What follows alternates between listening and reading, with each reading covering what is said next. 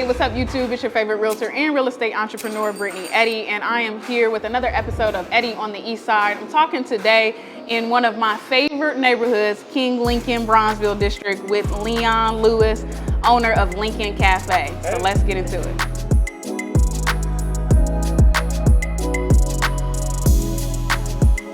I appreciate you taking the time out to talk with me a little bit today. I appreciate it. So I wanted to get into a little bit about just the neighborhood and some of the development that's taking place here in the King Lincoln. I know a lot of people have some concerns about just the trajectory of where the neighborhood will go in terms of people getting pushed out of the neighborhood, that sort of thing.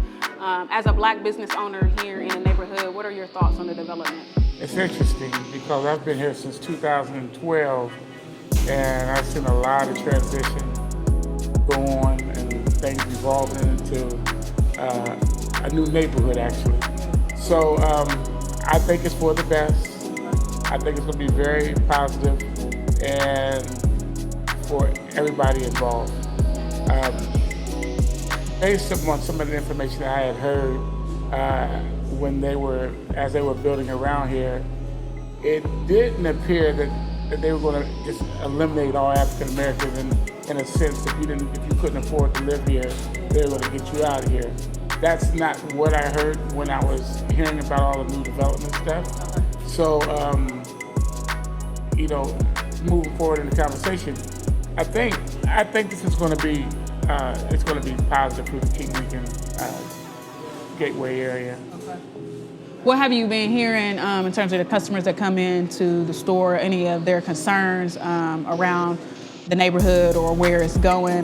Do they equally feel like it's a positive thing that's happening in the neighborhood? Well, unfortunately, due to COVID, we haven't been operating in the past as much as we're operating now. Now, what I've noticed is that we have new customers coming in for the first time, and by them coming in, they're excited to know that they have a cafe, a place to sit down in close proximity to their residence. So they're excited. They're happy that they have this. Then oftentimes, as they try our food, they're hooked. And I have to return customers, which is good. That's good. That is good. Talk to me a little bit about, there's a lot of black-owned businesses that are kind of popping up. It's not necessarily a bad thing, it's actually a really good thing, but I think we have to be conscious about business and starting business and being able to sustain business, especially in neighborhoods that were historically our neighborhoods, right? What does that look like for you, and what advice would you give to other black business owners that are in traditionally or historically African-American neighborhoods across the country?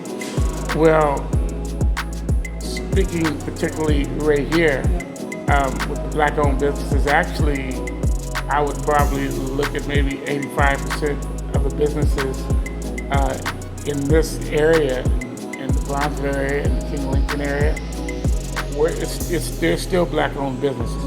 And by COVID, I'll probably mention this a few more times with COVID because it really had an impact. It really had a real impact on this area. So we had restaurants that were going to open, but they were unable to at the time. We also had some that there was no operation. Now things are coming back slowly, and now some of the business owners, we have hairdressers, restaurants, nail shops, what be it. Now they're coming back and they're getting into the business. So right now it appears that as having black businesses, we're still here to operate, and we're getting support of the neighbors. The neighbors that are moving in this area, of course, they want to know what's in the area that I live in. They haven't seen Lincoln Cafe operate like we know how to operate because based upon, once again, COVID. But with the events and with the events and everything that we do. Yeah. So when I do tell them about it, they actually get excited about that. And these are people from all types of different ethnic backgrounds and things like that. As a black-owned business, what do you think is our duty or responsibility, if you will, to continuing to, I don't want to say press upon, but continuing to keep the historical history, of our neighborhoods back into the community and the people that are coming in. I think one of the things I've focused on is, and as I continue to get back into regular rotation, one thing is this area, the King Lincoln District, Long Street area, this is primarily a jazz area. There's all types of jazz greats that played over here. You have Lincoln Theater over there, who they have their wall or their Walk of Fame that will show and exhibit some of the artists that were living over here. So it is one of the things that I continue to do is, as for instance, the jazz. I love to continue to bring the jazz life out in some type of way. If you come to eat, you're going to hear jazz. So that's what I try to do. I don't know about some of the other business. I do know What the Waffle down the street.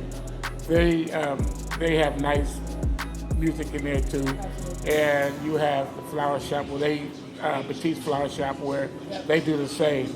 I haven't frequented a lot of the other businesses around here, but maybe I need to make it a point to do so. No, that makes sense. That's good. What about, and you mentioned some of the other ones, some of the other Black-owned businesses in the area. What does that look like in terms of support and or partnership? Like, how do you feel Black-owned businesses in these types of neighborhoods? Because we're talking specifically in the King Lincoln District, but I'm thinking, just on a scale from a national standpoint, how do Black-owned businesses support other Black-owned businesses in those given neighborhoods? I think one of the things that is good that we do is that we try to do things together that will reflect a community or the capacity of the African American business people that are working. We do something together that reflects that we're unified together and that we want to work together where this will reflect other people looking and saying, wow, they're working together over there. They got spread it abroad, they communicate and they're working together. Is there anything else that you want to share or you want to talk about or that you think that people should know as we think about, what's taking place with COVID-19 and then again, just bridging that gap between real estate and development? And as we say development, but, our community knows it as gentrification, right? And so is there anything else that you want to speak to in the sense of Black-owned businesses and the merging of real estate and gentrification? There is. What I see with the Lincoln Cafe, like I said, we're supported by all walks of life and people. Our businesses around here, we need to be, one of the things I really believe in is that people need to support our businesses. If we have things to offer them that maybe somebody else can offer them in Easton or in any other location, but we got it here and it's even better here, I think that they should come out and support, the area and the Black businesses that are operating, because we're the small mom and pop businesses. And of course, we've been affected with the COVID, but keep us open, because we have a harder struggle based upon nobody gave us nothing. And what we're trying to do, we're trying to advance what we're doing in a positive sense to continue to stay here.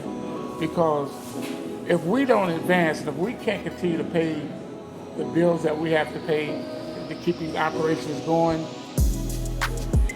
they're going to come in and someone else will come in and take your business. And then there goes the history, because some people don't care nothing about your history. This is very important. When you say Long Street, what do you think about when you say Long Street? What's on Long Street when you think about Long Street? Is it the beauty salon, beauty shop, barber shop? Is it What the Waffle? Is it Spencer's, the clothing store? Is it the flower shop? Is it the Cannon Bar? What is it that you think about when you start talking about Long Street? Once again, you still talking about history when you even mention these places. But you don't want that to go away, and then all of a sudden, these places are called something else and we no longer operate it. And then I always look at it and say that's a bad thing. I always say you never blame anything on anyone. Especially a lot of African Americans, we like to try to point and blame and say somebody else did something to us. That's not the case. You don't let somebody do. Nobody's going to do something to you unless you let them do something. Right. Yeah, you understand what I'm saying? So we have to continue to support each other, so we can continue to strive. I'm going to be doing some new and upcoming things in here as it comes to food. And once you start hearing about it, you'll appreciate what I'm bringing to the neighborhood. Very nice. Very serious deal. But I think it's time for, especially me, to start doing some things that I haven't done, but also to include doing the things that I have done. Right. So not getting away from that. Real quick, you did mention something that now it sparked a whole other question for me. You mentioned, because I think there's been a wave of a lot of people wanting to support Black-owned businesses, right? And that's fine, but I think that we need to support Black-owned businesses in and out of season. So, once COVID gets past, this could be 2 years, 3 years out at this point. But I think we still need to be supporting Black-owned businesses. When it comes to bridging that with real estate, you mentioned, thinking about the sense of maybe the Black-owned business might not be in existence anymore, that sort of thing when you come back into the neighborhood. Do we own our buildings like that we're renting out of, or are we just renting them? If we are renting our buildings, how can we position ourselves to own the buildings, you know what I mean? So that and you can correct me if I'm wrong, I mean, you're the business owner. That's majority of the bulk of probably the expenses, I would imagine, is the rent or the lease, essentially. Like, what does that look like? What do you think? The only thing that I can speak about is the King Lincoln Gateway building here, the building that Lincoln Cafe's in. And when I got involved with the King Lincoln Gateway building, it was actually majority owned, black majority owned. Oh, wow. Okay, you had Eric Carmichael, Tony Hutchins, and then you had Matt, Carla Williams. And these guys were terrific. Of course, Eric Carmichael being a best friend of mine, and the other two gentlemen I mentioned are good dudes as well. But when I got involved, it was Black owned. Okay, things occurred and things shifted, yeah, and so management ownership changed.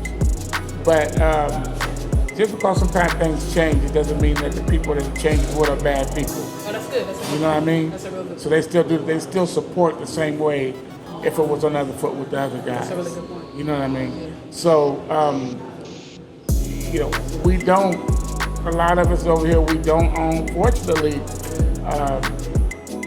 that side down there is good because it is Black owned. That whole side, all that's Black owned. Okay. All that's Black owned down there. And I think a couple more places are Black owned as well. So some of these places are still Black owned around here. Also, some of them are not. But it is what it is. It's too, the game is over with now. Yep. It's too late to buy real estate over here in these buildings because everybody's already done it. Yep. They got it at that number, and they took advantage of it, and now they can sell it at this number if they want to. Right. Now the fact is somebody going to buy it at that number? I doubt it. You know what I mean? So let's go rent it. Let's go rent it. We're still gonna get money. That's right. So that's the answer to that. I hope I answered that. That was really good. Yeah. That's good. Well, listen, I appreciate your time. That's all I got. This has been super informative. I think really if I could push out anything is that, you mentioned a couple of different things is, hopefully that we, outside of COVID, is that we're continuing to support Black-owned businesses in and out of season, and that as it relates to the communities, right here in King Lincoln and across the nation, really, that we're seeing development and gentrification take place, that we are still boots on the ground and supporting each other in these neighborhoods so that we don't have to come to the table pointing the fingers, right? As you're saying, so-and-so's taking over our neighborhood and that sort of thing. and we buy back our own blocks and support our own businesses, right? That's good stuff. But check that out. Yeah. Well, like I said, I appreciate you, Leon.